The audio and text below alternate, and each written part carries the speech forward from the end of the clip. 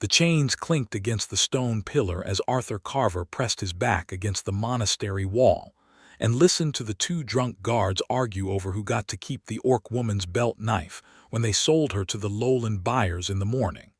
He had been standing in that exact spot for 11 minutes, lantern unlit, counting his heartbeats the way his old night watch trainer had taught him.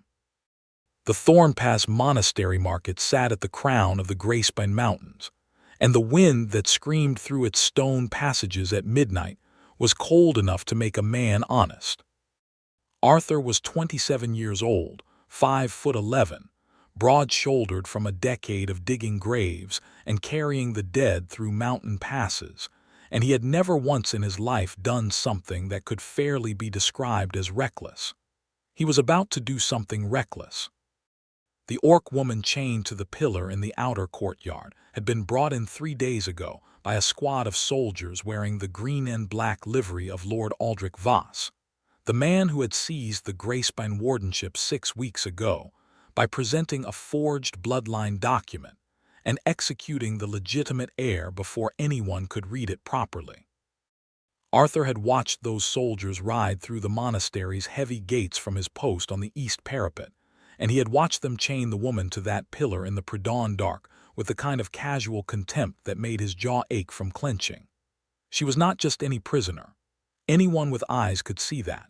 She wore a fitted warrior's vest of dark green leather, laced tight across her broad chest and shoulders, with silver-threaded stitching at the seams that spoke of clan rank.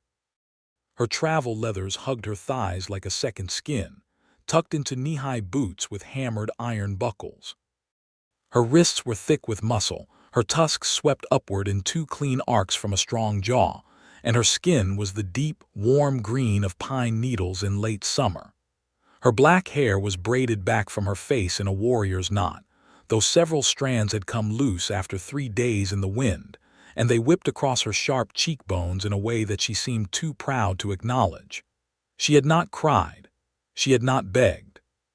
She had sat straight against that pillar for 3 days like she was doing the pillar a favor by leaning on it. Arthur had brought her water twice, setting the cup near her chained hands without comment, because he was the monastery's night watchman and gravedigger, and it was, broadly speaking, his job to keep living things alive within the walls. Both times she had watched him with amber eyes that missed nothing and said nothing. Both times he had walked away feeling like he had been evaluated by something far older and sharper than himself and had narrowly passed. The guards had said she was clankin to Earthshaker blood, whatever that meant. He knew enough about orc clan politics to understand that Earthshaker was a war name, earned, not inherited, and that the woman chained to his pillar had done something impressive enough to carry it. He also knew that Aldrich Voss was planning to sell her to a southern lord who collected exotic fighters for pit matches, and that she would be gone by morning. Arthur Carver, night watchman, gravedigger, largely unremarkable man of modest means, listened to the 2 guards dissolve into a slurred argument about dice odds, set his unlit lantern down against the base of the east wall, and walked across the open courtyard toward the chained woman with a ring of 6 keys that he had lifted from the guardhouse peg 40 minutes ago. She heard him coming when he was still 8 paces away. He knew because her head lifted and her amber eyes found him in the dark before he could possibly have been audible over the wind. "Wrong keys," she said. Her voice was lower than he expected, rougher, with the rolling consonants of a northern Highland accent. "Third one." He stopped walking. He looked at the key ring in his hand. "How do you know it is the third one?" "I have been watching the guard change locks for 3 days. I know which key he reaches for. Third one." She paused. "Are you going to use them, or are you going to stand there holding them like a lantern?" He crossed the remaining distance and crouched in front of the manacle lock. She was right. It was the 3rd key, and the lock clicked open in under 5 seconds. The chain hit the flagstone with a sound like thunder in the quiet courtyard, and both of them went completely still. From the far passage, one of the guards shouted, "What was that?" And the other one said, "Rats." And then there was the gurgle of a wineskin being upended. Arthur stood up. Yash Earthshaker stood up beside him, and the full height of her hit him like a physical fact. She was 2 inches taller than him and built like a woman who had spent her entire life deciding which mountains to move today. She rolled her wrists once, twice, working blood back into her hands, and then she looked at him with an expression he could not immediately name. "Why?" she said. "Just the one word. Because selling people is wrong," Arthur said. She stared at him for another moment. Then she turned and walked toward the north gate with the absolute silence of something large and dangerous that has decided not to be noticed, and she was gone into the mountain dark without looking back. Arthur walked back to the east parapet, retrieved his unlit lantern, and finished his watch. He spent the next 3 days expecting to be arrested, killed, fired, or some combination of the three. Aldrich Voss's men ransacked the monastery looking for whoever had freed the prisoner, questioned all the monks and half the market traders, and came closest to Arthur 3 separate times before deciding that the quiet, unremarkable gravedigger who looked at them with empty, cooperative eyes was probably not their man. On the morning of the 3rd day, just after the gates opened for the day's market traffic, Arthur was digging a grave in the small hillside cemetery above the monastery's eastern wall. The late autumn sky was the color of old iron, and the grayspen peaks to the north wore fresh snow on their shoulders. He was 4 feet down into stiff mountain clay, working by rhythm rather than thought when a shadow fell across the grave. He looked up. Yash Earthshaker stood at the edge of the grave looking down at him. She was wearing the same dark green leather vest, the same travel leathers, the same iron-buckled boots.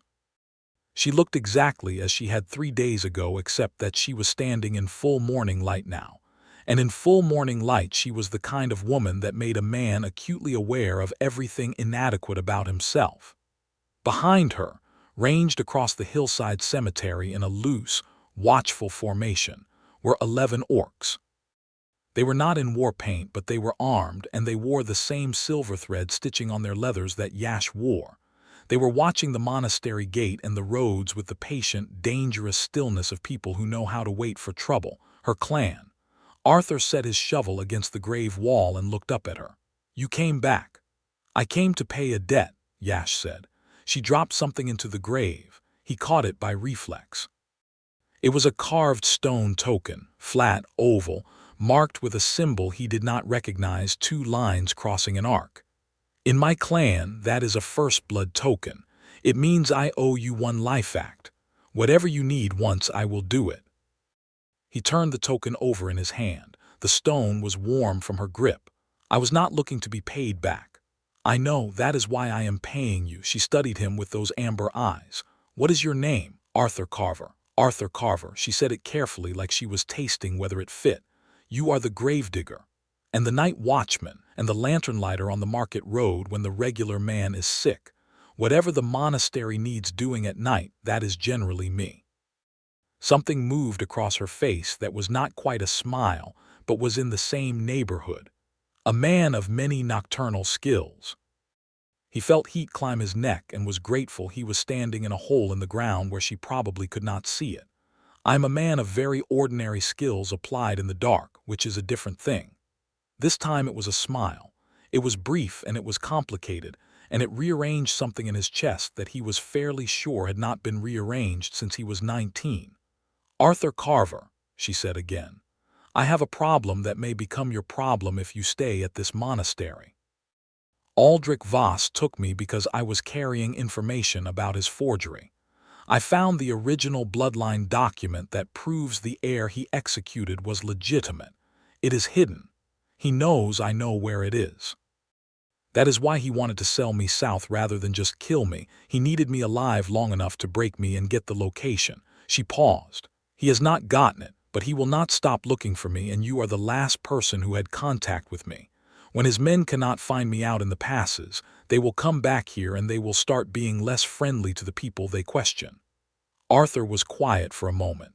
The original document, that would invalidate his claim and restore the wardenship to the legitimate successor, which is currently a 17-year-old girl sitting in a convent in Lowford who does not yet know she is heir to anything. Where is the document? Hidden in the base of the marker stone at the crossroads 3 miles north, which I will not be able to reach without passing through Voss's road patrols, and 11 people look considerably more suspicious than one. She looked at him steadily. Unless that one person is the monastery's night watchman, who has a legitimate reason to be on the mountain roads at midnight relighting marker lanterns. He looked at the first blood token in his hand. Then he looked up at her. That is a remarkably good plan for something you just described as paying a debt, he said. I am paying the debt by warning you. What I am describing now is a proposal. She leaned against the grave edge and tilted her head slightly. You are free to say no. I will take my clan into the high passes and find another way. You will go back to digging graves, and in about 2 weeks Voss's men will come back to this monastery with a different attitude.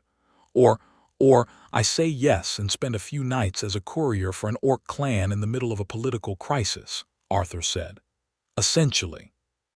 He thought about this for approximately the time it took him to climb out of the grave with the shovel. When he was standing on level ground across the grave edge from her, he was aware again of how tall she was, how steady her gaze was, how entirely unbothered she seemed by the fact that she was asking a gravedigger to help her topple a usurper. It was possible, he thought, that this woman had never been intimidated by anything in her life. It was also possible that watching her be not intimidated by things was going to become a problem for him, personally, if he spent much more time near her. What happens to you and your clan if Voss's men catch you in the passes? He asked. We fight, she said simply. What happens to you specifically?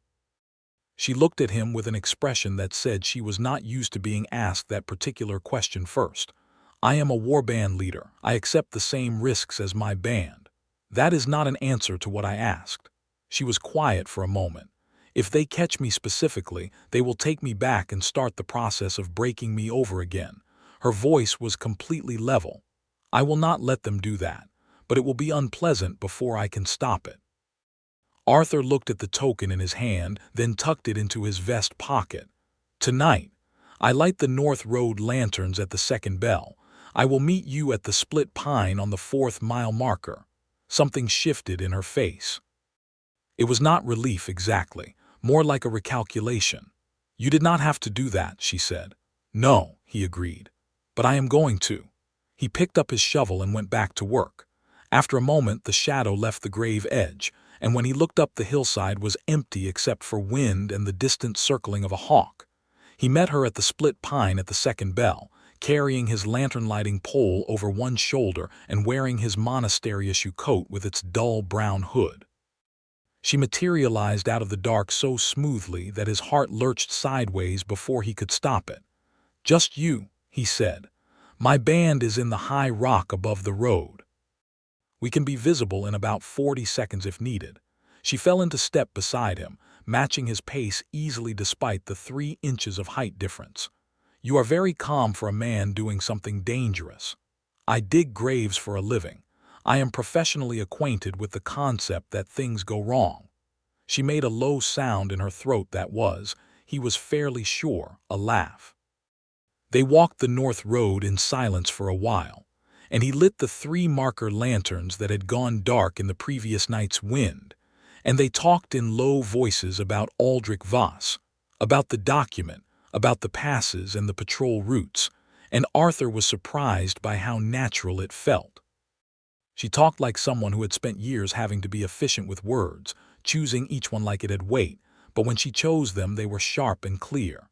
At the crossroads marker stone, she pried up the base rock with a short iron lever she produced from somewhere under her vest and lifted out an oilskin packet sealed with wax. She held it to his lantern light and checked the seal. Intact, she said. Good. Who are you giving that to? A courier rider I trust who will carry it to Lowford. Once the girl in the convent has it and has shown it to the regional magistrate, Voss's claim collapses. She tucked the packet inside her vest and pressed the stone back down. 3 days, maybe 4. And what do you do for 3 days while you wait to hear back? She looked at him in the lantern light. He was aware that her face was very close, and that the light was doing things to her amber eyes that were difficult to look away from. "I was going to tell you that we wait in the high passes," she said, "but it is the first real cold of autumn, and 2 of my band are already running fevers from the nights we have already spent up there." "The monastery has a guest hall," Arthur said, before he had entirely made the decision to say it, "full of Voss's men." "It is, but the south granary has a loft that is warm and dry and empty. I am the only one with a key, and I keep the only lamp. I check it twice a night, and no one else goes there unless I unlock it." The amber eyes studied him.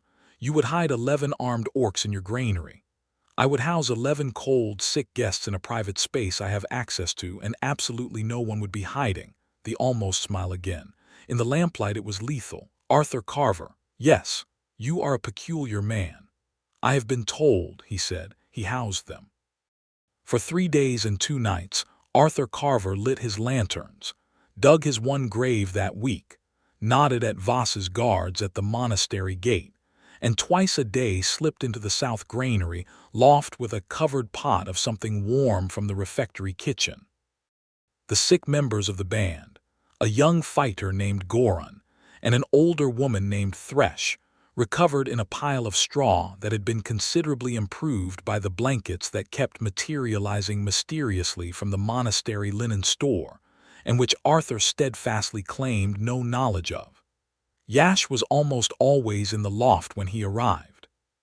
He began to suspect she slept only minimally, keeping watch while her band rested, and when he said as much she shrugged with the air of someone who had been keeping watch since long before she was old enough to do it and had never entirely stopped. "Does it bother you?" she asked. "Sleeping?" "Most things bother me less when I have given them a fair look," he said. They talked, because there was not much else to do in a granary loft at midnight, and the band was asleep, and the wind screamed outside the high shuttered windows. They talked about the monastery and how it had been before Voss's men arrived. About the Gracebine passes and the 2 pilgrimage seasons every year when the market road filled with traders and monks and travelers going north to south and east to west, and for about 8 weeks in spring and 8 weeks in autumn it felt like the center of the world. About Orc clan lands in the northern highlands, which Arthur had never seen, and which she described with a flat, factual precision that was somehow more evocative than poetry. "You miss it," he said. "I am my clan's warband leader. I do not miss things. I go to them or I send for them.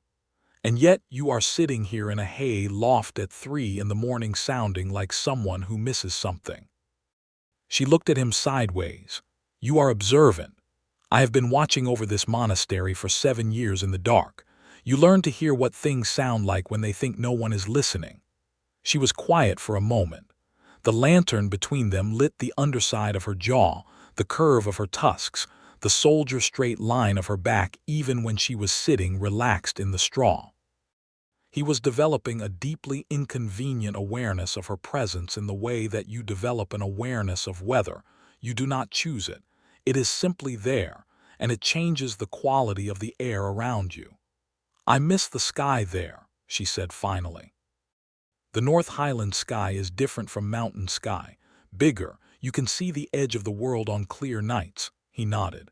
"I had a teacher who grew up on the coastal flats who said exactly the same thing about the flat horizon, that you could feel the world's size." "Yes," she looked at him again. "Where did you grow up?" "Here, more or less, in the valley below the pass. My father was a stonemason on the monastery expansion. I was 12 when it finished, and we stayed because there was nowhere more obvious to go." He shrugged. "Eventually they needed someone to dig graves and light lamps, and I was available." "Is that it? You are here because you were available." "It is more complicated than that, and also exactly that. Both things are true. Do you want to leave?" The question landed more heavily than he expected. He picked it up and turned it over. "Sometimes," he said honestly. "Most of the time I am content enough. But sometimes I watch the traders come through the gate from the south in autumn and the north in spring, and something in me wants to be going instead of staying." She nodded slowly. It felt like she understood more of that than he had said. On the evening of the 3rd day, the The courier she trusted rode back through the monastery gate disguised as a wool trader, and managed to get a folded note tucked into the clay pot that Arthur collected without either of them speaking or making eye contact, which was an impressive piece of choreography. Arthur brought the pot to the granary loft as usual and handed the note to Yash the moment he was through the trapdoor. She read it in the lantern light. Her face did not change, but something in her posture did, some tightness going out of it like a drawstring being cut. "The magistrate has it," she said. "He has already sent riders to the capital. Voss will receive the invalidation order within 6 days. Is 6 days a problem? It is if Voss decides to burn everything down before the order arrives." She looked up from the note. "He has enough soldiers here and enough hired fighters in the lowland towns that he could make a considerable mess even with his claim legally dead. Some men, when they realize they have lost, choose to make losing expensive for everyone else. Is he that kind of man? Every man who forges documents and executes the legitimate heir in the first week is exactly that kind of man," she said. She was right, as it turned out, and the proof arrived the following morning in the form of 12 additional soldiers riding through the monastery gate with torches lit despite the broad daylight, and a proclamation posted on the market board announcing that the monastery was now under direct military administration. All goods were subject to seizure pending an ongoing treason investigation, and any person found harboring enemies of the wardenship would be dealt with by field tribunal. Arthur read the proclamation from his usual spot near the east parapet. Then he read it again. Then he walked to the granary, knocked twice on the loft trapdoor in the pattern Yash knew, and said quietly, "We have a problem." She listened to his report from the trapdoor opening, her face completely still, and then she said, "How many in total?" Voss's original squad was 8. These new ones make 20, plus about 4 men from the garrison who have been cooperative with Voss's administration, so 24 roughly. Armed, swords and crossbows. 2 of the new arrivals have short spears. My band is 11, 12 including me. She was already running the arithmetic, he could see it behind her eyes. A fight here would destroy the market, injure traders and monks. Yes. The monastery market has been running for 60 years. People depend on it. She looked at him. You care about them, the traders and monks. Father Aldrin in the East Cloister has been giving me breakfast after my watch for 6 years. Yes, I care about them. Something moved in her amber eyes that was warmer than anything that had been there before. Then we do not fight here, she said. We remove the target. She paused. Which means we remove ourselves. And go where? South Gatehouse, she said, like she had already mapped it. It is outside the monastery walls. It sits on the road at the valley head. Large enough for my band, defensible, and far enough from the market that any conflict stays away from civilians. She was already standing, the loft suddenly full of the contained, focused energy of a warband leader making a plan. Can you open the south postern gate before the second bell? Yes. Then we move at the second bell. He was at the south postern gate at the second bell with his ring of keys, and a knapsack that contained 3 days of whatever non-perishable food he could lift from the monastery kitchen, without arousing comment. It was a great deal more than he had expected to fit in a single knapsack. He was, as it turned out, extremely good at being unremarkable in proximity to things he was removing. Yash's band moved through the postern gate like water through a crack in stone. 13 people, all their gear. The sick members of the band walking under their own power, now though still pale, and they were 300 yards down the south road toward the gatehouse before the monastery bells rang the next quarter hour. Arthur locked the postern gate behind them and followed. The south gatehouse had been used as a storage facility for most of the past decade, but its bones were good, thick stone walls, a heavy oak door, arrow slots facing the road, and a stone hearth big enough to heat the entire ground floor. Arthur had the key because the monastery had asked him 2 years ago to inventory the stores there, and he had simply never returned the key because no one had asked for it back, and he was, professionally, a man who held on to keys. Within 2 hours, the band had the hearth lit, their gear organized, their watches posted, and had established a security perimeter on the road approaches that Arthur recognized as very impressive work for people who had just spent 3 days hiding in a hay loft. He helped Thresh, the older female fighter who had been sickest, settle near the hearth with a blanket and a mug of hot broth. She looked at him with ancient, sharp eyes and said something to Yash in their Highland tongue. Yash replied brief and flat, and Thresh made a sound that was unmistakably smug. "What did she say?" Arthur asked. "Nothing relevant," Yash said, in a tone that meant she was absolutely not going to tell him. He let it go. He went to work figuring out the gatehouse's defensive capabilities, which proved to be a productive way to avoid thinking about the fact that he had now, definitively, become a person hiding from a usurper's soldiers in a stolen gatehouse with an orc warband.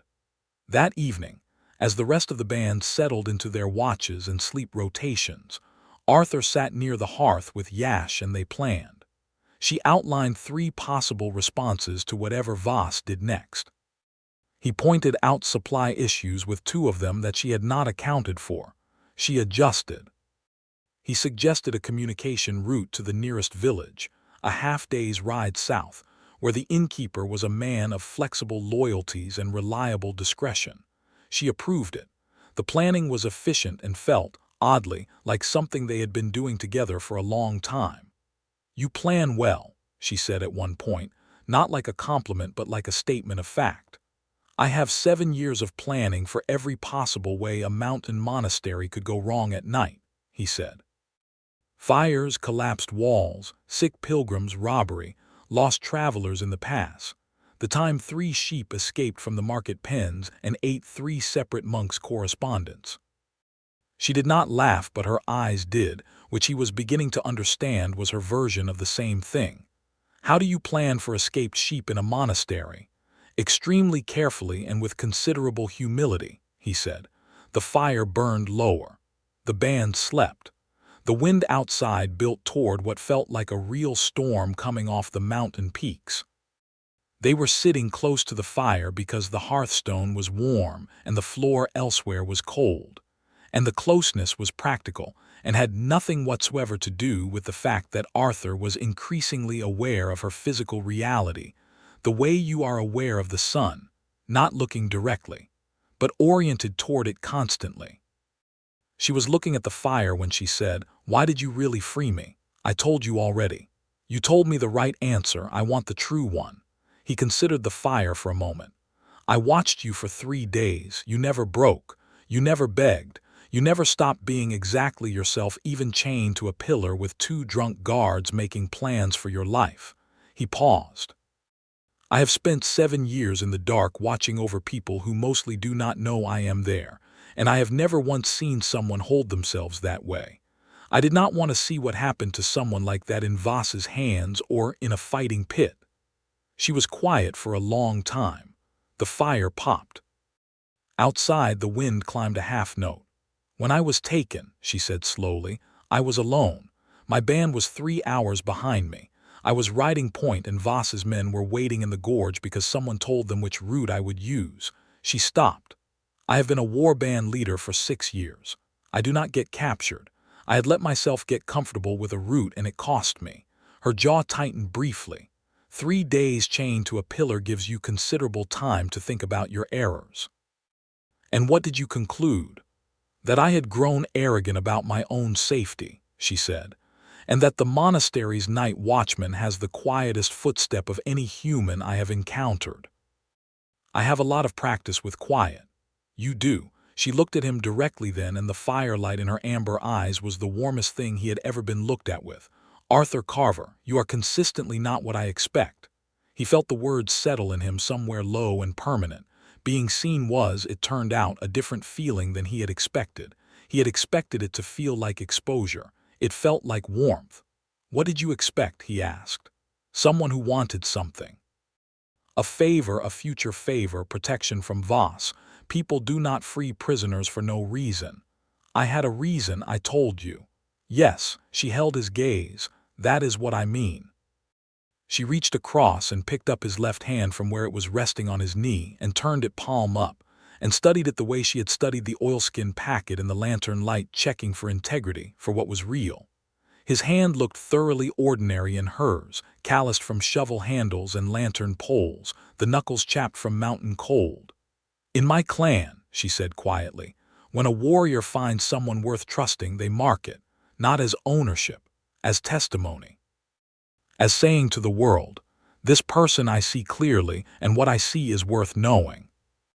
She set his hand back on his knee and sat back, and he was aware that his heart was doing something loud and somewhat undignified. "Is that something you do?" he asked, very carefully. "It is something I am considering," she said, and looked back at the fire. He watched the fire for a while and decided that he was going to become very interested in whatever Yash Earthshaker decided to do with that consideration. 2 days passed in the gatehouse. Voss's soldiers were visible on the road twice, once in a patrol of 4 and once as a single rider who stopped at the gatehouse door, knocked, received no answer, and rode on. The band was disciplined and silent when they needed to be. Arthur discovered that orc warband discipline was not the brutal, enforced kind he had heard about in southern stories, but something more like a deep mutual trust that made orders mostly unnecessary. People knew their roles, and they fulfilled them because the alternatives were worse. Goran, the youngest fighter who had recovered fully and turned out to be 20 years old and relentlessly curious, began following Arthur on his supply trips to the village and asking him questions about everything from monastery construction to lantern lighting technique to whether it was true that lowland humans put sugar in their bread. "Sometimes," Arthur said. Goran thought about this with the intense focus of someone being told something genuinely strange. "Why? I have never entirely understood," Arthur admitted, "but it does taste good." Goran told the band this at dinner that evening, and the resulting debate about sugar bread lasted longer than the meal. Yash watched it from across the fire with an expression that was openly fond, and when Arthur caught her eye across the room she did not look away. He was beginning to understand that she rarely did things by accident. The eye contact was deliberate. The warmth in it was deliberate. He was not sure what to do with that other than to feel it like sunlight. On the morning of the 5th day at the gatehouse, a rider came from the capital, not through the monastery, through the village road, carrying the regional magistrate's seal. The invalidation order had moved faster than expected. Aldrich Voss's bloodline claim was officially void. The heir in the Lowford convent had been notified, and a magistrate's escort was already riding north to secure the wardenship. The rider also carried a secondary order. Aldrich Voss was to surrender himself and his forces to monastery custody, to await transport to the capital for formal proceedings. He had 3 days to comply before the magistrate's own soldiers arrived in force. They all knew what Voss would do with 3 days. Yash's reading of him proved accurate. Before nightfall on that same day, word came from the village that Voss's soldiers had been seen consolidating at the monastery gate, pulling in their road patrols, and there was smoke visible from the monastery's south tower. Not catastrophic smoke. Disciplinary smoke, the kind a desperate man sets to destroy records. "He is going to take hostages," Yash said, with the flat certainty of someone who has seen this particular sequence before. "He cannot fight the magistrate's army, he cannot run without being caught, so he is going to take hostages and try to negotiate a pardon." "Who does he take?" Arthur said, and something cold moved through him as he said it. "The highest value targets available to him." She looked at him steadily. "The monastery's senior clerics, the market board director, anyone with standing, possibly traders." A pause. "Possibly you if he has figured out you freed me." Arthur thought about Father Aldrin in the East Cloister, who had been giving him breakfast for 6 years. He thought about Sister Merv, who ran the market board and had an excellent memory for faces and a kind word for everyone who came through the gate. He thought about a dozen other people he had spent 7 years watching over in the quiet dark. "We cannot let him do that," he said. "No. We cannot." Yash was already thinking he could see it. "If we move tonight before he consolidates his hostage position." She stopped, looked at the window. "His men will be watching all approaches to the monastery after dark. They will expect an armed approach from my band." She paused again. "They will not expect a single unarmed night watchman walking his usual road." The cold thing moved through Arthur again, differently this time. "You want me to go in first? I want you to tell me whether you are willing. I am not going to ask you to do something you are not willing to do. What would I do when I got in? Get the civilians away from the east and south wings. My band moves on the north gate at the third bell.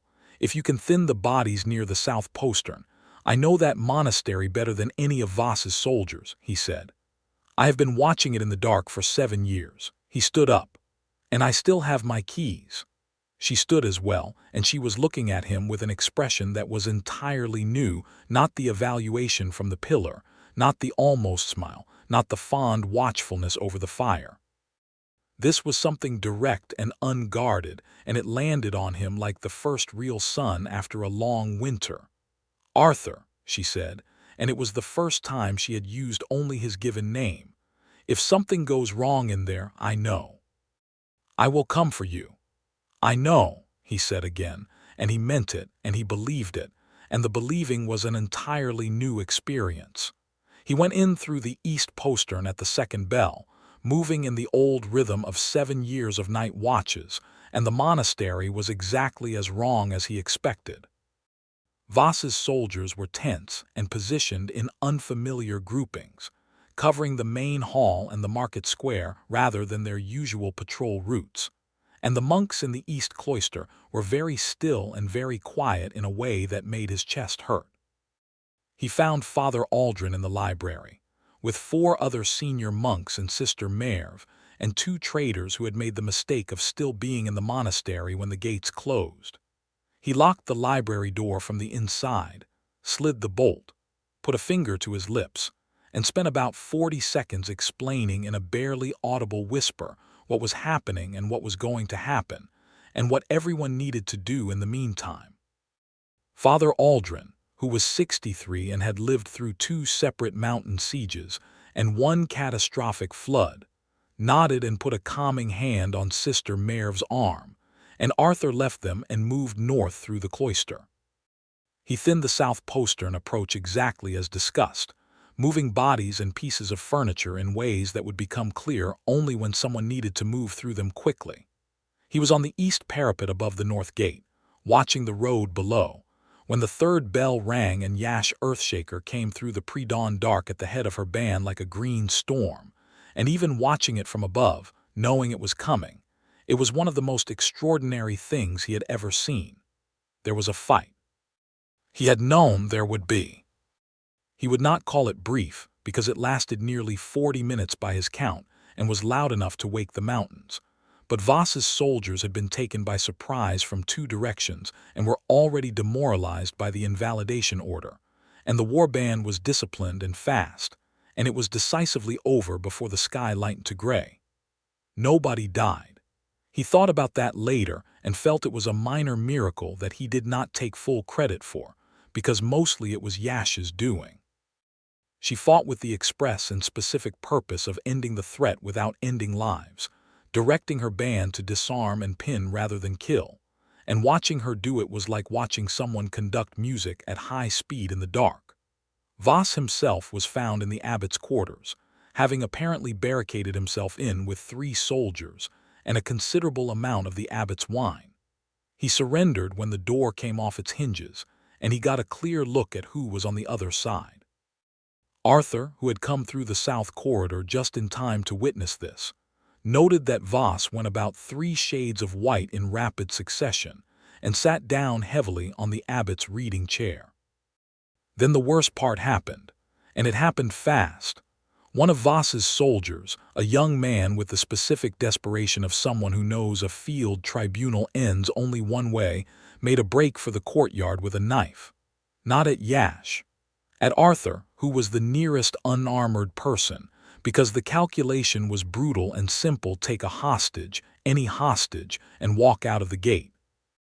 He had the knife at Arthur's throat before Arthur had processed that the man was moving, and the courtyard went very still, and Yash, who had been 10 feet away, stopped with the complete and terrible stillness of a predator who knows that moving wrong will cause the thing she is trying to prevent. "Back," the soldier said. His voice was high and cracking.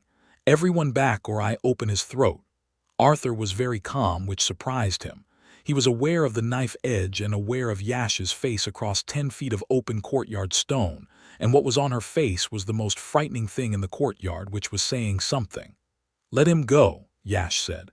Her voice was absolutely steady. "Let him go and put the knife down and you walk out of this alive. Or I take the hostage and walk out alive right now. He is worth more to me than a dozen of you," Yash said. The words were flat and plain and entirely without theater, and that was what made them land so hard. She was not performing anything. She was stating a fact. "There is no version of this where I let you walk through that gate with him. So we can do this slowly where you put the knife down and my offer still stands, or we can do this quickly and my offer will not." "Then come get him," the soldier said, tightening the grip. "No," said Arthur. Everyone, including Yash, looked at him. "I will not be the thing you hold over her," he said to the soldier, keeping his voice low and even. "And if you think she is going to let you walk out of here with a blade on my throat, you have spectacularly misread the room. Put the knife down. The magistrate's soldiers arrive in 3 days. Your best option is surrender." "He is right," Yash said. She had taken 2 steps forward during this, slow and inevitable as a tide. "And I want you to look very carefully at where I am and where you are, and understand that there is a reason you did not hear me take those steps." The soldier's nerve broke. These things Arthur had observed over 7 years of watching the dark were rarely dramatic when they happened. The knife came away from his throat. The soldier's knees buckled, and then 3 of Yash's band were at the man's sides before he hit the ground. Yash crossed the remaining distance to Arthur in 4 strides, put both hands on his face, and checked him for damage with a focused, systematic thoroughness that was at odds with how hard her hands were shaking. "Are you hurt?" she said. "I am fine." "Arthur." "I am fine," he said, and because her hands were still on his face and her face was 6 inches from his and she was shaking slightly and entirely unaware that she was shaking, he did the thing that had been building since the granary loft. He kissed her. It was not a practiced or graceful kiss. It was the kind of kiss that happens when a man has just had a knife at his throat, and the woman who came for him is standing close enough to breathe in, and they both know exactly how the alternative would have felt. Her hands, still on his face, went still for a moment, and then her fingers spread and pulled him closer, and the kiss deepened into something that was warm and complicated and tasted like survival. When they separated, the courtyard was very quiet.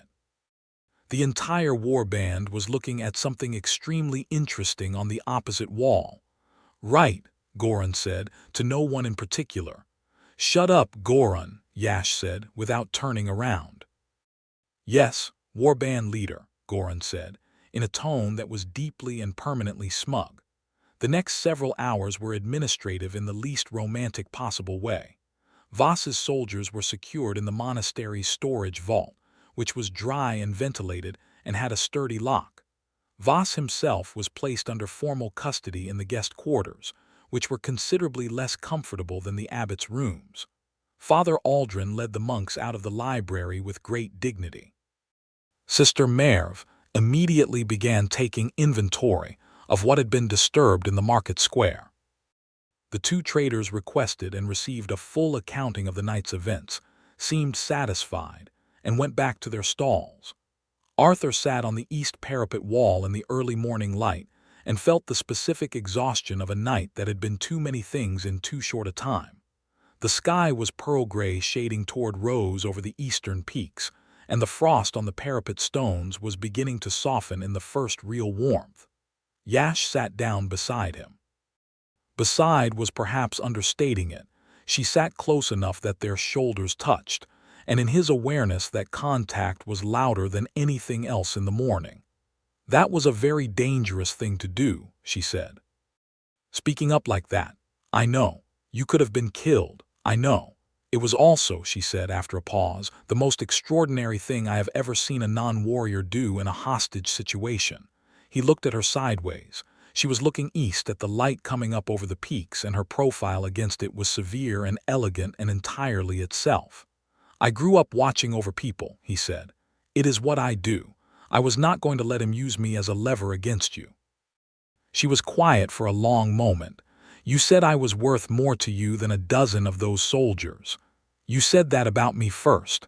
I said it because it is true. I said what I said because it is also true, he replied. She turned to look at him then, and the morning light was full on her face, and she was not hiding anything. He had learned to read the geography of her expressions over the past week, the flat efficiency of planning mode, the occasional almost smile, the warmth behind the eyes that stood in for things she did not say, but this was something else. This was open water. Arthur Carver, she said. What are you planning to do now? He thought about it. Honestly, sleep for about 12 hours. And then I suppose the magistrate's soldiers arrive in a few days, and Voss gets transported and the monastery goes back to normal. He paused. What are you planning? She looked back at the peaks.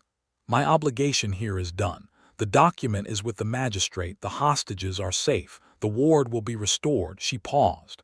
My clan's winter territory is in the northern highlands. We should begin moving soon if we want to be through the passes before the heavy snow closes them. He nodded. He was watching the light on the peaks and doing something with his face that he hoped was neutral. You could come, she said. He stopped doing the neutral face thing. I could come. The northern highlands in winter are not comfortable by lowland standards. The passes are difficult. The camps are cold. She paused. My clan will have questions about a human man traveling with the war band. Those questions will require answering. What kind of answering? She looked at him steadily. The kind that requires intention to be stated clearly. Another pause. I'm not asking you to decide that now. I am telling you that the question is open, and that I am asking, and that what I said in the courtyard was not performance. He turned the morning over in his mind like a stone turned in a stream. 7 years of the same monastery, the same dark, the same faces he watched over and who mostly did not watch back. The monk who gave him breakfast. The feeling of being necessary but not particularly chosen. The specific loneliness of being someone people are glad to have around without quite noticing that they are glad. And then, 10 days ago, a shadow falling across a grave, and amber eyes that missed nothing. I have to return my keys to the head porter, he said, and write a handover letter for the South Granary inventory, and tell Father Aldrin I am leaving, which is going to take at least an hour because he is going to want to know everything and also feed me. He looked at her. How quickly does your band need to move? Something that was not quite a smile and was considerably more than an almost smile crossed her face. It transformed her. He wanted to see it every day. We can wait until you have had breakfast, she said. He ate breakfast with Father Aldrin, who did indeed ask everything and need to know everything, and also insisted on giving Arthur his own personal copy of a small book of mountain hymns that Arthur would not have any use for whatsoever, but accepted with considerable genuine feeling.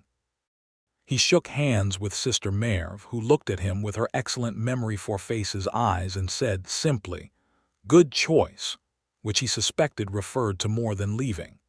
He returned his keys, all but the South Granary key, which had never been officially his and whose absence would not be noticed for months, to the head porter's hook. He packed what he owned, which was not very much. A good coat, 2 changes of practical clothes, his lantern-lighting kit out of habit, a small knife, a journal he had kept intermittently for 5 years, and enough money to be useful rather than wealthy. He had a horse, a solid, unlovely bay gelding named Default, who had come to him through a complicated chain of events involving a deceased pilgrim and an unclaimed estate, and had proven to be a reliable and entirely unexciting animal, which Arthur had always felt was suitable. He led Default through the south postern gate for the last time at mid-morning, under a sky that had opened into something genuinely blue after a week of iron gray, And Yash Earthshaker was standing on the south road with her band around her, and she watched him come through the gate, and the expression on her face when she saw him with his packed horse and his coat, and his entirely insufficient preparation for northern highland winters was, Arthur thought, the most beautiful expression he had ever had directed at him. "You actually came," said Goran, sounding genuinely surprised. "Goran," Yash said. "Yes, warband leader. Ride point."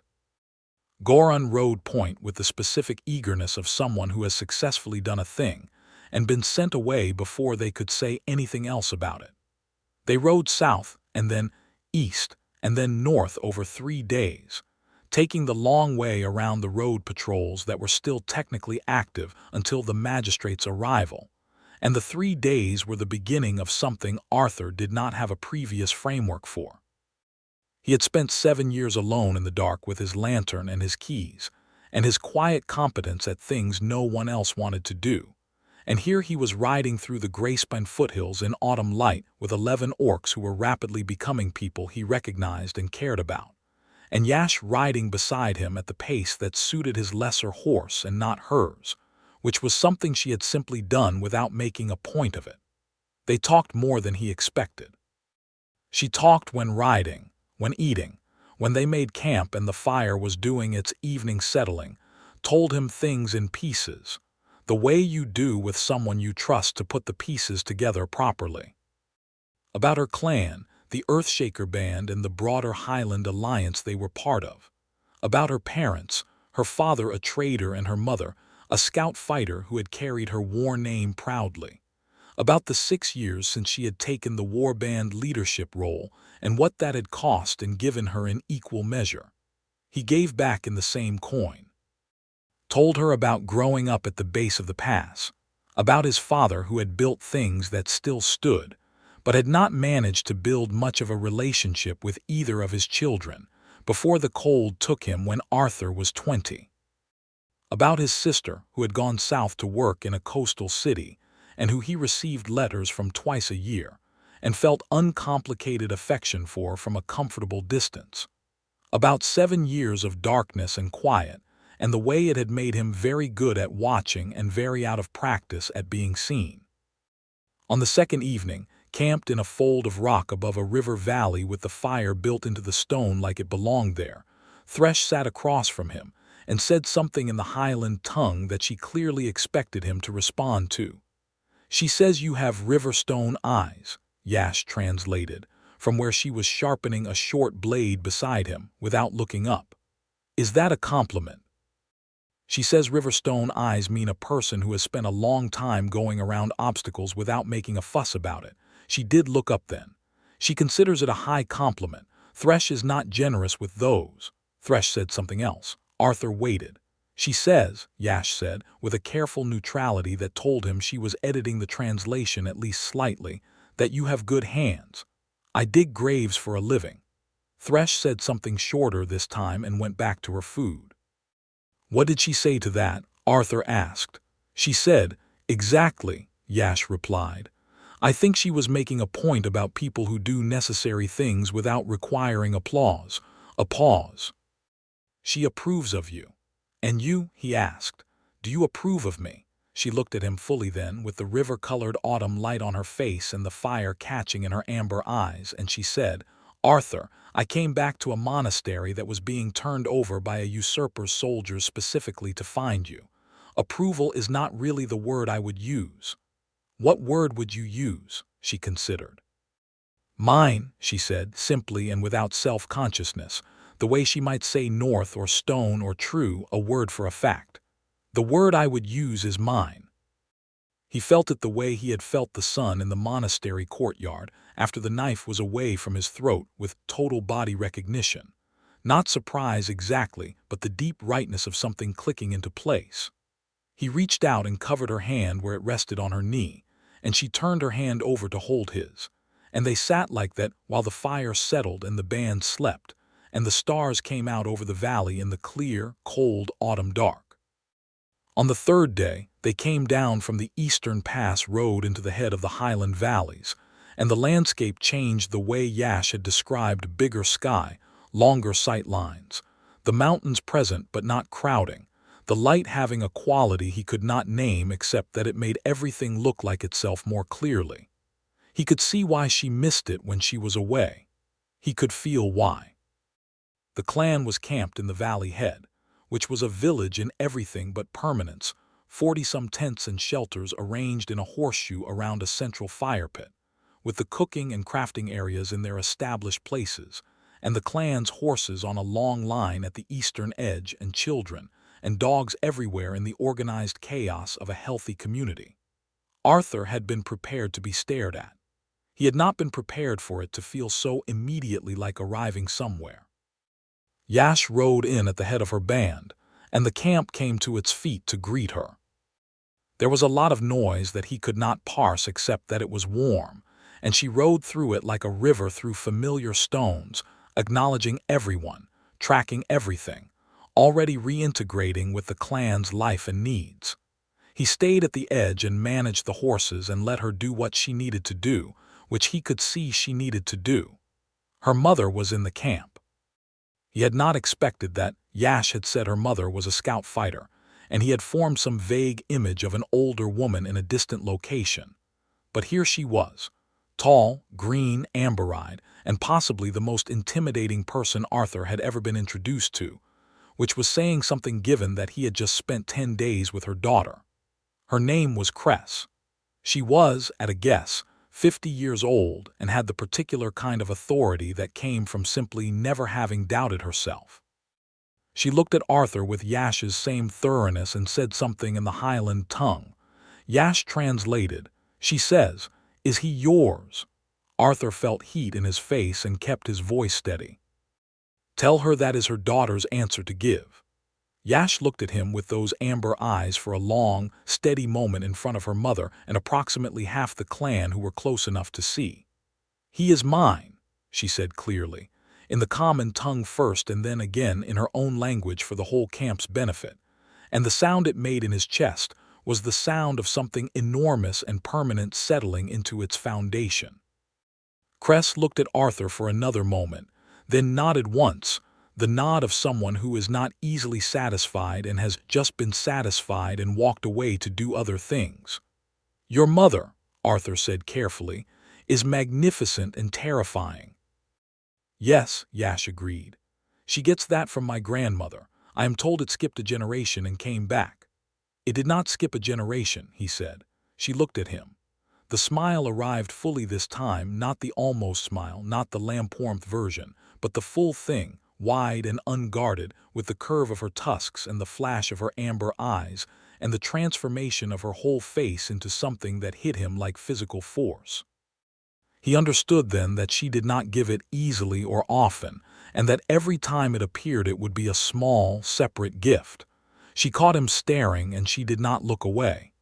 "Staring is considered honest in my culture," she said.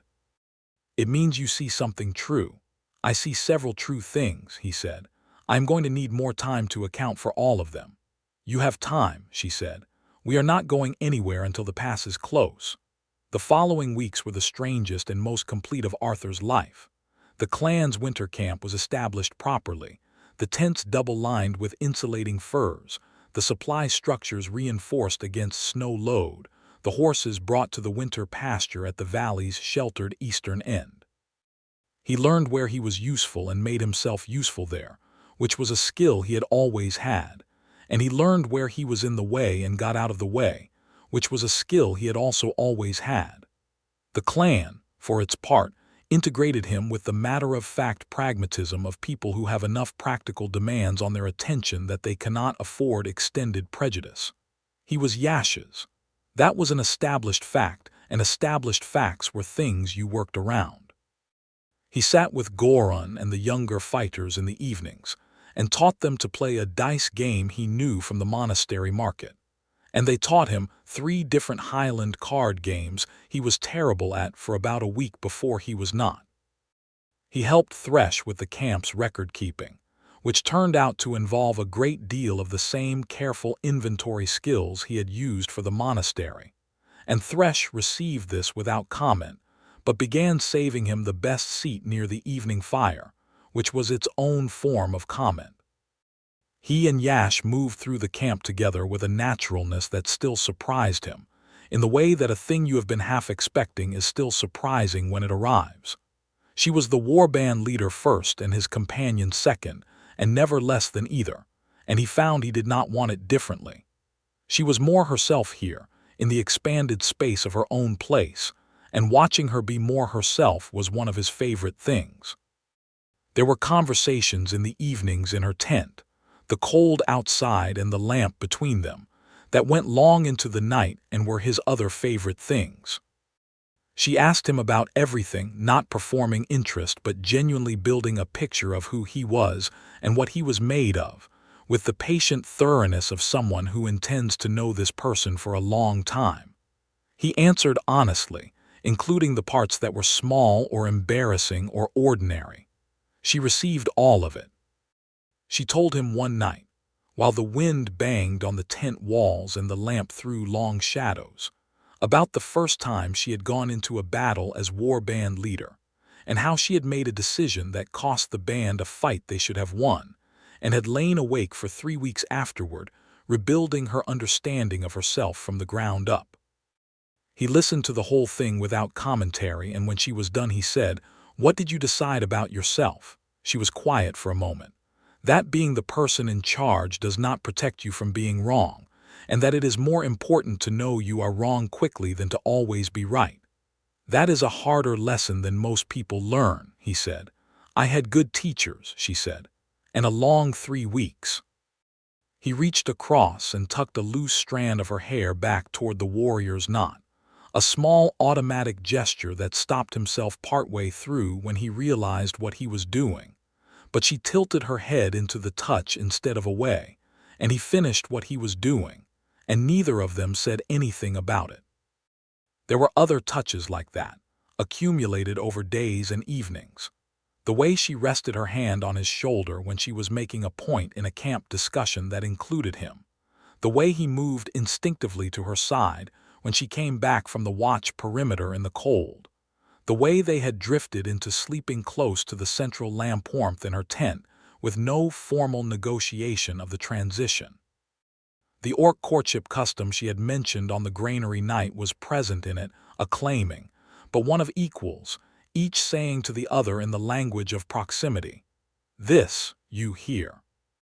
One night, about 3 weeks into the Highland camp, the temperature dropped sharply, and the clan was occupied with weather preparations, and they came to her tent in the late evening cold, and she built up the central fire brazier while he sat on the sleeping furs and watched her work. She was wearing the same fitted green leather vest and travel leathers she had been wearing since he had first seen her, and the lamplight played across the silver thread stitching at her shoulders, and she looked up and caught him watching. "Riverstone eyes," she said.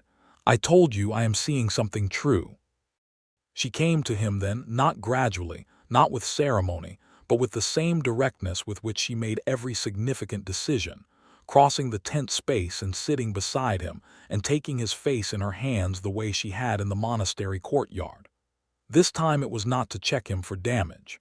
This time it was because she had decided, and when Yash Earthshaker decided something she moved. "I am going to tell you something," she said.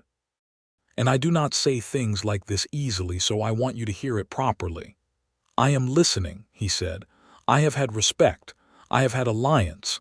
I have had people who valued what I could do."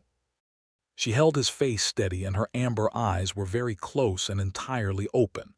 "I have not had someone who saw what I am when I am not doing anything, not the warband leader, not the Earthshaker name, just me, in a hay loft at 3 in the morning missing the sky." She stopped. "You see that? I do not know how you do it, but you do." His hands came up to cover hers, both of them where they rested on his face. "I see it," he said. "I have been seeing it since you told me which key to use." She kissed him then, and this one was entirely different from the monastery courtyard, that had been relief and survival, and the charged aftermath of a knife's edge. This was intention. Slow, thorough, with both of them knowing exactly what they were doing and choosing to do it. And the warmth that built in it was the warmth of a fire that has been catching all week finally deciding to be fully alight. She was unhurried and absolutely certain, and he matched her certainty with his own, and the lamp between them burned low, and outside the wind came down from the highland peaks and shook the tent walls, and inside was all warmth and the knowledge of being chosen by someone who chooses nothing by accident. What passed between them that night was earnest and complete and entirely theirs, and the intimacy of it was not just physical, though it was fully that. It was the intimacy of two people who have spent weeks building the architecture of knowing each other and have arrived at the point where the architecture can hold the full weight. He had never in his life felt known and wanted at the same time, as if being seen clearly by her made him more than he had understood himself to be. She pressed her forehead against his afterward in the dying ember warmth and said something in the Highland tongue, soft and personal. "What does that mean?" he asked. "It is an old phrase," she said. "Closest I can give you in common tongue is, found thing kept thing. The way my people mark something that was missing and is no longer missing." He wrapped his arm around her and felt her settle, and the Highlands outside did what Highlands do, and inside the tent the lamp burned to its wick, and it was enough. The news came in the first week of true winter, carried by a rider from the Lowford road who had pushed hard through the early snows. The magistrate's army had arrived at Thornpass Monastery. Aldrich Voss had been transported to the capital. The 17-year-old heir, her name was Alara Gren, the rider said, and she had apparently received the news of her inheritance with remarkable composure for someone who had spent her whole life in a convent, had sent her first official communication as the legitimate warden of Gracebine. It named Yash Earthshaker as an ally of the wardenship with full freedom of movement through the mountain passes and trading rights at Thornpass Market. It also, and this was the part that made Arthur read the document twice, named one Arthur Carver of Thornpass Monastery, night watchman and gravedigger, as a person to whom the new wardenship was significantly indebted, with standing to make formal claim on that debt at any time. Arthur sat with this document in his hands for a while. "She named you," Yash said, reading over his shoulder. "She named both of us," he said. "You got trading rights. I got a favor from the warden." "What are you going to do with a favor from the warden?" He thought about it. "I have no idea. I have never had a favor from a warden before." "Very few gravediggers do," she agreed. He turned to look at her. She was standing close, reading over his shoulder, and her breath was warm against his temple. "Yash, yes. I do not want to go back to Thornpass," he said. It was the most honest thing he had said since the granary loft, and he let it be plain. "I know that might have been the implied ending of all this. Man does the right thing, helps restore the ward, goes home to his life. But my life was very quiet and I was not entirely happy in it, and I have been happy for the past several weeks in a way that is new enough that I would like to continue it." She was quiet for a moment. "The Highlands in true winter," she said. "It is not comfortable. I am not asking for comfortable. I am asking to stay. The clan moves," she said. "We do not winter in one place. The next camp is 2 days north and higher up. I have a reliable horse. He is very ugly. He is not decorative, no, he is functional." She looked at him for a long moment with the amber eyes that missed nothing. "There will be clan business that takes the warband away, sometimes for weeks. There will be passes that require fighting to move through. There will be nights where the cold means we sleep in a pile like livestock, and there is no privacy and everyone is miserable." "That sounds like my entire career at the monastery," he said, "with different specifics." The full smile arrived. He counted it as one of its kind, the ones that were gifts, and noted it accordingly in the part of himself that was keeping record. "Then stay," she said. "Stay as what you are. Not a fighter, not a clan member by blood, not whatever you think you ought to be. Stay as Arthur Carver, who is extraordinarily observant in the dark and has very quiet footsteps and picks the correct key on the first try and sees people when they do not expect to be seen." She put one hand flat against his chest over his heartbeat. "Stay as mine." He covered her hand with his. "I was already planning to," he said. "I just wanted you to know why." The camp broke and remade itself 2 days north with the efficient, well-practiced choreography of a people who had been doing this for generations. And Arthur was in the middle of it, doing the things that needed doing. And the sky above the Highland Valley was exactly as large as she had described it. He could feel the edge of the world from here. He could feel the shape of it. That was the morning, as they finished raising the new camp and the band was settling into the reorganized routine of the winter's second station, that a second rider came not from Lowford this time but from the western passes, riding hard and arriving breathless with a dispatch from the magistrate's secondary office. The dispatch was addressed to Yash Earthshaker, care of the Highland Road. She read it. He watched her face. "What is it?" he said. "Voss escaped transport," she said, flat and immediate. 3 days ago, he had helped 2 of his soldiers who were not with the monastery group, who appear to have been waiting along the transport road. He is currently unaccounted for, and the magistrate requests that the Highland bands be on alert. She looked up. The magistrate also requests that any information about Voss's likely route be shared at the earliest opportunity, given the Earthshaker band's familiarity with the mountain passes.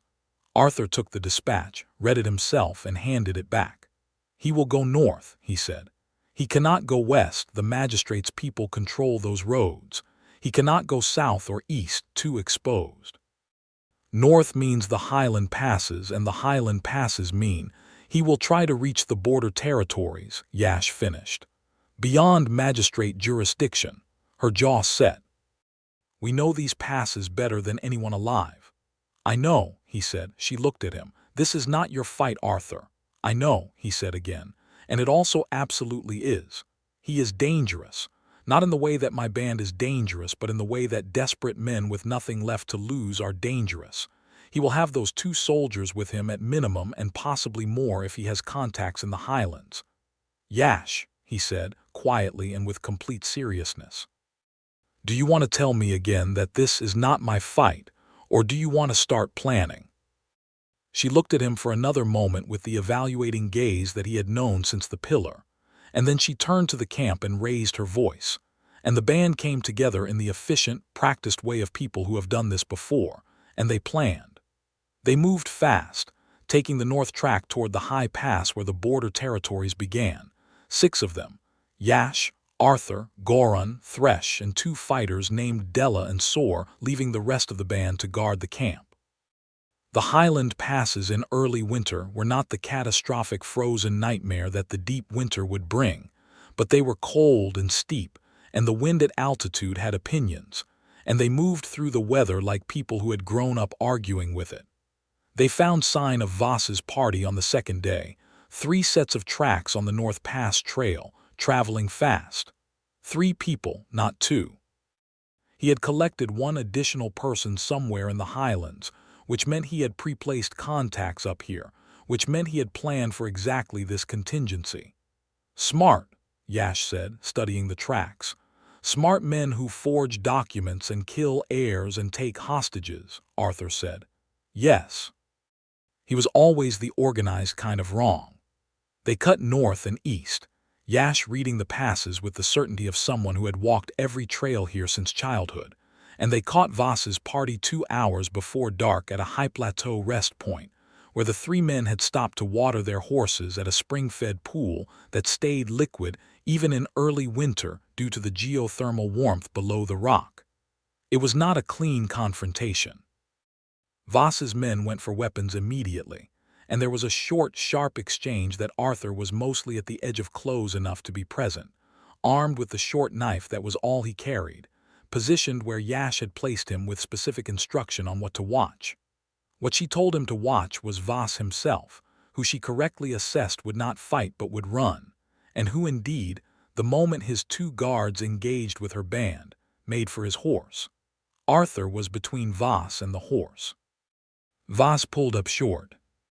He looked at Arthur at the unimpressive height, the gravedigger's build, the ordinary face with the specific contempt of a man who has spent his entire life evaluating people by their utility to him. "You," he said, "the watchman." "Yes," Arthur said, "out of my way." Voss had a sword. Arthur had a knife and 7 years of learning where people were likely to move in the dark. "No," said Arthur. Voss swung.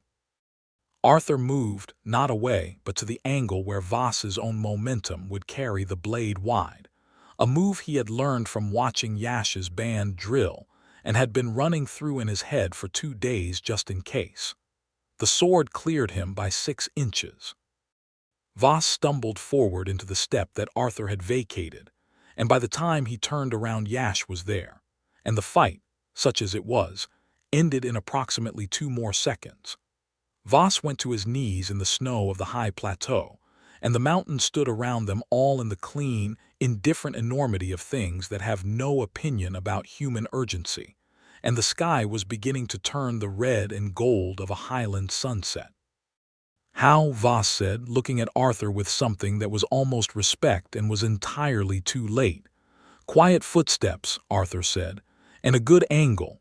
He looked at Yash. She was breathing hard from the fight and her warrior's knot had come half loose, and she was looking at him with an expression that was his favorite of all her expressions, the one that was the full attention of someone who is genuinely astonished in the best possible way. "You have been practicing that move," she said. "I watched you drill for 2 weeks. You could have told me you were learning. I wanted it to be useful when it happened, not theoretical," he said. "And it was."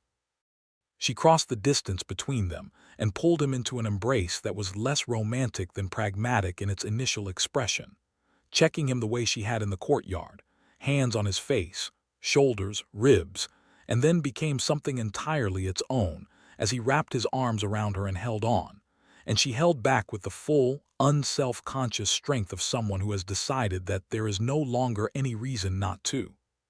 "You are all right," she said, into the side of his head. "I am all right," he confirmed. "Good," she said, "because I have plans for you."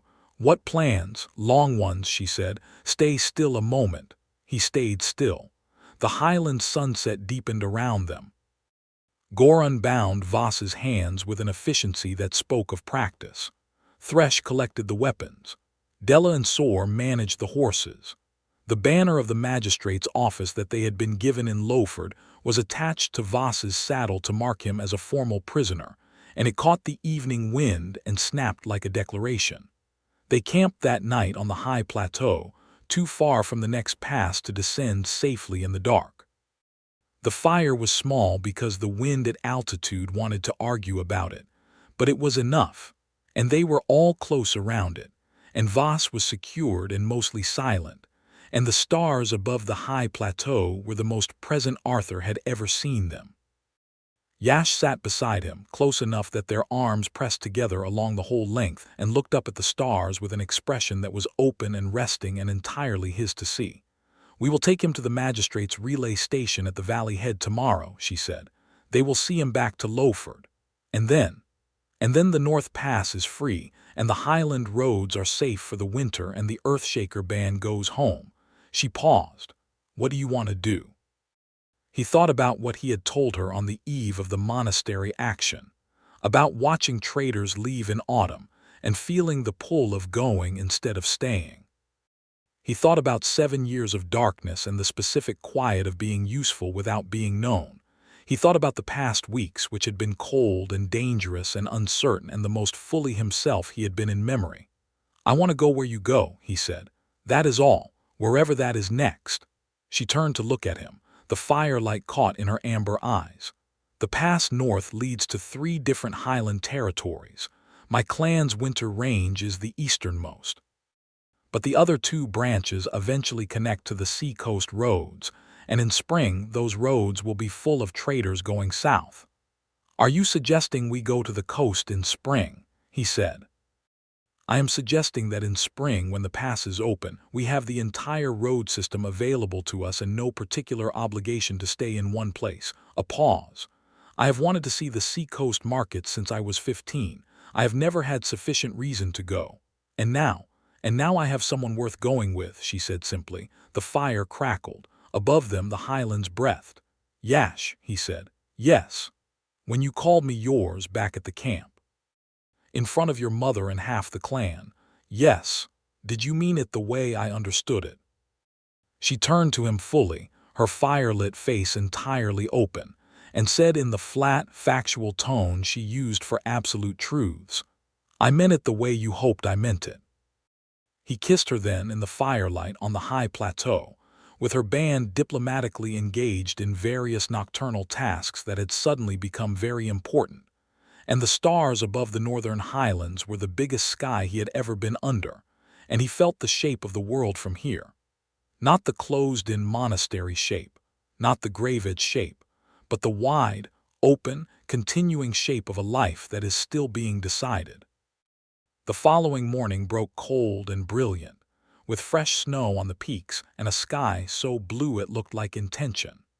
They descended the pass road with Voss secured between Soar and Della, and the relay station at the valley head received him with the efficient gratitude of people who had been looking for him for 4 days and were relieved to stop. The magistrate's officer at the station, a practical woman named Captain Oren who wore her military coat with the collar turned up against the Highland cold, looked at Arthur Carver with the expression of someone trying to fit new information into an existing category. "You are the watchman," she said. "The monastery watchman." "Former monastery watchman," Arthur said. "I have recently resigned my position. Through the process of simply leaving," Yash clarified from beside him. "Through the process of leaving with a forwarding letter and returned keys and full completion of my outstanding duties," Arthur said with dignity. Captain Oren looked at both of them for a moment, then looked at the bound Aldrich Voss, then back at Arthur. "The warden's letter mentioned you, Carver." She reached into her dispatch bag and produced a folded document with the wardenship seal. "The new warden wanted this delivered personally. The relay master at Lowford told me you had gone north with the Earthshaker band." He took the letter and opened it. It was brief, written in the handwriting of someone young and precise. It thanked him. It thanked Yash Earthshaker. It said that the Thornpass Monastery market was open, that the market road was safe, and that the position of Master of Roads for the Gracebine Pass a formal appointment with an actual salary and the authority to organize the night watch, the market road lanterns, the graveside maintenance, and the pass safety inspections was his if he wanted it. He read it twice. "What does it say?" Yash asked. He handed it to her. She read it. Her expression did not change, but he was learning to read the things her expression did not change into. "A formal appointment," she said, "with a salary that is probably enough to maintain a reasonable base in Thornpass," he said, "which the road system connects to the Highland passes, which the Earthshaker band has trading rights on." He paused. "I'm not saying we live at the monastery." "I would not live at the monastery," she confirmed. "I am saying it is a reason the road stays open," he said. "It is a formal connection between the pass and the Highlands. It means the Earthshaker band has a contact at Thornpass who has warden-level standing whenever you need it." She looked at the letter. She looked at him. "And the Sea-Coast Road in spring. The Master of Roads for Gracebine Pass is responsible for maintaining the pass. The pass roads connect to everything. It would be extremely responsible of me to inspect as much of the connected road system as possible." He kept his face straight.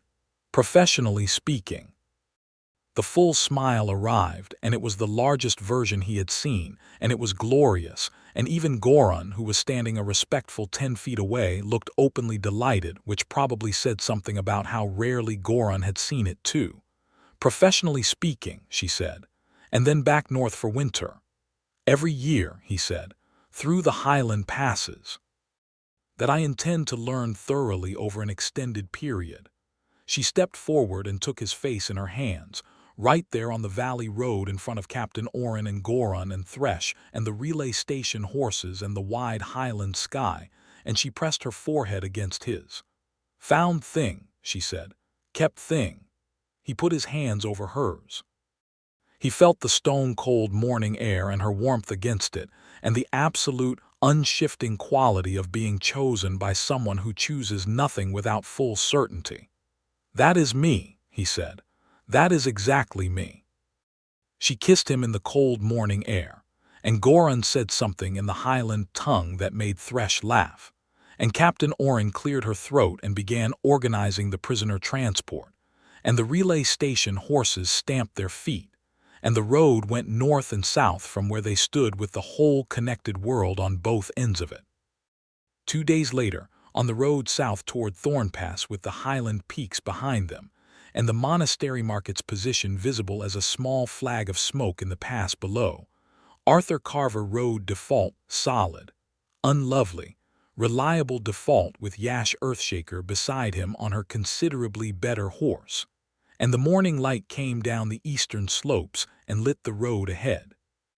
He had sent the warden's letter back with Captain Oren's rider, with a brief note accepting the appointment and requesting the formal start date be delayed until after the spring road survey, which he described in the note as urgently necessary, and which the rider's expression suggested he received with some skepticism. He had a lantern-lighting kit in his saddlebag, out of habit. He had his journal. He had 3 days' food, his coat, and the first blood token Yash had dropped into his grave 2 months ago, which he kept in his breast pocket where he could feel it when he put his hand against his chest. Yash had nothing different from what she had always carried. She traveled light because she had always known that the weight of the things that mattered did not come from objects. "Tell me something," she said, as the road curved south toward the pass entrance and the market smoke came closer. "What would you like to know? Something you have not told me yet." She glanced at him. "Something true and small, the kind of thing you say to someone you are going to keep saying things to." He thought about it for a while. The horses moved at the comfortable pace of animals that are not being hurried. "I talk to graves," he said. "When I dig them, not to the dead, to the empty grave before the burial. I tell it what I know about the person who is going to be in it, something specific that I have noticed about them from 7 years of watching, so the grave knows who it is holding." He paused. "I have never told anyone that before." She was quiet for a moment. "Why not?" "I thought it would sound strange." "It sounds," she said carefully, "like exactly the kind of thing I expected to eventually find out about you. Strange and true and kind." He looked at her profile in the mountain light and felt the full weight of what she had said settle into him clean and permanent. Strange and true and kind. 3 words by someone who did not waste words, and they were his, and they fit. "Your turn," he said. She was quiet for a long moment. "When I was chained to the pillar," she said at last, "on the second night. The wind dropped just before dawn and the monastery was very quiet, and I was thinking about what Voss's men had planned for me, and I was not afraid exactly. Something harder to name, like standing at the edge of a long drop in the dark." She paused. "And then you came across the courtyard with a ring of keys, and I thought, someone is doing something stupid on my behalf, and something in me went quiet." She glanced at him. "Not because I needed saving, because someone decided I was worth the stupid thing. That is a rarer feeling than you might think." He was quiet with that for a while. The road continued. The market smoke got closer. "You are worth every stupid thing I have done," he said, "and I intend to keep doing stupid things on your behalf at reasonable intervals." "I know," she said. "I am counting on it." The Thornpass Monastery market gate came into view below them in the pass, the old stone towers wearing their winter caps of snow and the market road lanterns lit against the morning gray. And Arthur looked at it from the outside for the first time in his life, not from the inside watching out, but from the road watching in. And it looked like a place he could return to and leave from whenever the road called, which was the right way to look at it. Yash was beside him on the road, the highland wind in her black hair, the morning light catching the silver thread on her warrior's shoulders, her amber eyes on the way ahead with the specific, forward-looking attention of someone who has always understood that the next pass is the important one. She reached across the space between their horses and held out her hand. He took it. They rode through the monastery gate together, with the mountains at their backs and the whole long road of the world in front of them, and they were choosing each other over every quiet, staying thing that had ever asked either of them to remain small, choosing the road and each other, which was, Arthur thought, the same choice stated 2 different ways. The gate closed behind them and opened again for the first southbound trader of the morning, and the market road was alive with its ordinary, extraordinary traffic. And the day was theirs, and so was the one after.